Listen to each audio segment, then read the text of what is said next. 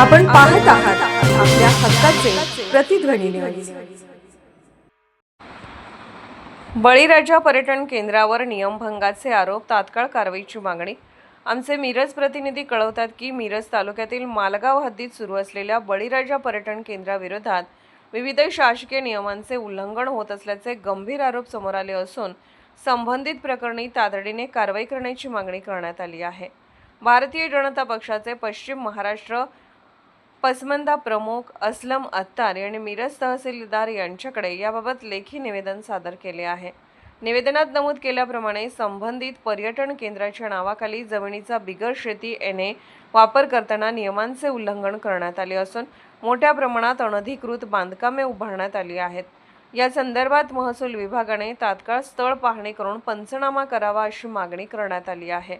तसेच संबंधित गट क्रमांकातील बेकायदेशीर बांधकामे, खेळांचे इव्हेंट आणि त्यासाठी आवश्यक असलेली सुरक्षा उपाययोजना योग्यरित्या करण्यात आलेली नसल्याचा आरोप करण्यात आला आहे।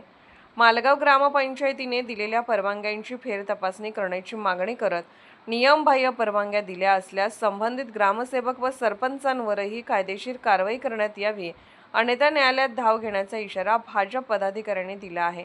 दरम्यान अन्न व औषध प्रशासन FDA विभागाकडे करण्यात आलेल्या तक्रारीत पर्यटकांना दिल्या जाणाऱ्या अन्नाच्या गुणवत्तेबाबत गंभीर प्रश्न उपस्थित करण्यात आले आहेत।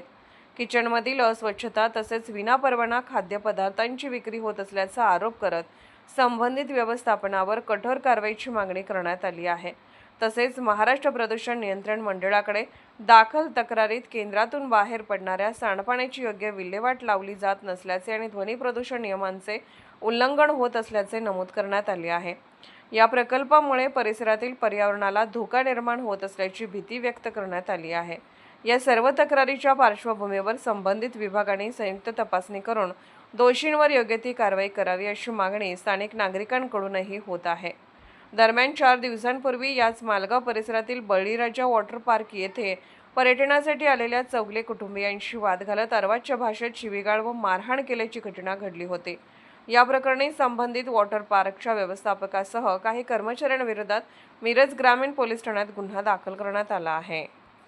बळीराजा ॲग्रो टुरिझम यांची आमच्याकडे गेल्या काही दिवसांपासून वारंवार तक्रारी येत आहेत। त्या तक्रारीच्या अनुषंगाने आम्ही मिरजचे तहसीलदार, मिरज ग्रामीणचे पोलीस निरीक्षक आणि अन्न औषधचे आयुक्त यांच्याकडे आम्ही बळीराजा ॲग्रो टुरिझमची रीतसर तक्रार दिलेली आहे। त्या तक्रारीच्या अनुषंगाने आम्ही आज तेथे पाहणी केलं असता पाहणीमध्ये आम्हाला स्विमिंग टँक, त्यानंतर जे खाण्याचे पदार्थ आहेत तेथील ध्वनी प्रदूषण यामध्ये अत्यंत चुकीचे प्रकार आणि पूर्ण नियमांची पायमल्ली होत असल्याचे दिसून आलेले आहे। त्या अनुषंगाने आम्ही मिरज ग्रामीणचे पोलीस निरीक्षक यांच्याकडे ध्वनी प्रदूषणाबाबत तक्रारसुद्धा दिलेली आहे।